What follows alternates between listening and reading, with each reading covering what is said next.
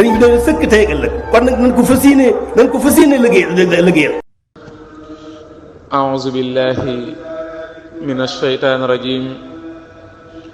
Bismillahi rahmaani rahiim.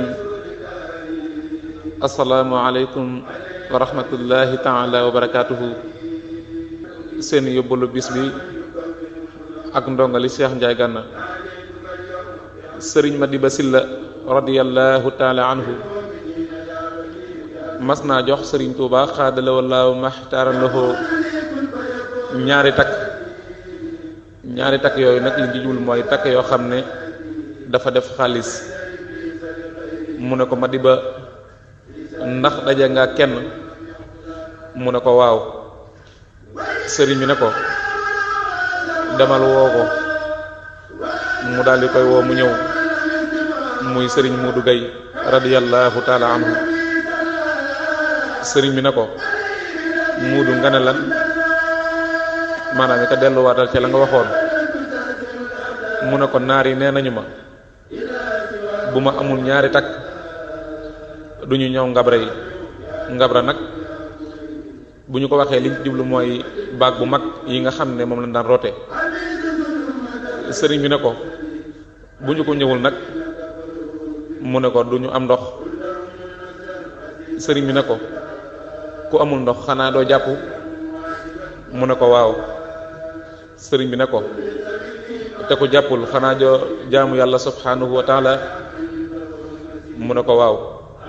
sëriñ Tuubaa xaadala wallaahu maxtaara lahu jox ko ñaari takk ne ko ndax loolu doy na? mu ne ko waaw siiw na. loolu nag liñ ci jublu mooy sëriñ Madiba Sylla mi radiyallahu taala anhu keroog bu dul woon ak moom am ndox dina fa jafe lool, wala kon mën nañoo faat waxtu. te sëriñ Tuubaa moom mësul la faat waxtu, mësul a tiim, mësul a juyoog boroomam, mësul a xëy fàtte waa Tuubaa. moo tax sëriñ Tuubaa xaadala wallaahu maxtaaran lahu mas naa laaj ab pont. ba ñu ko andee mu ne pont bi nañu ko daaj. ñu daaj ko ba mu dugg ci suuf ba jeex tàkk. mu ne nii laa def ci sama borom subhanahu wa taala, dama cee dugg ba jeex tàkk. moo tax bay bii ñëw mu wax daan ni damma xayaati li xayaatillaahi allahu daaxilan jinaanillaahi.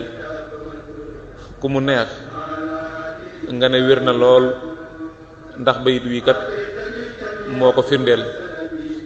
te Sayxul Xadim lépp lu mu wax noonu mu ko waxee noonu la amee, noonu la ko suñu borom defee. sëriñ bi doon sëkk tey ak ëllëg kon nag nañ ko fas yéene liggéeyal.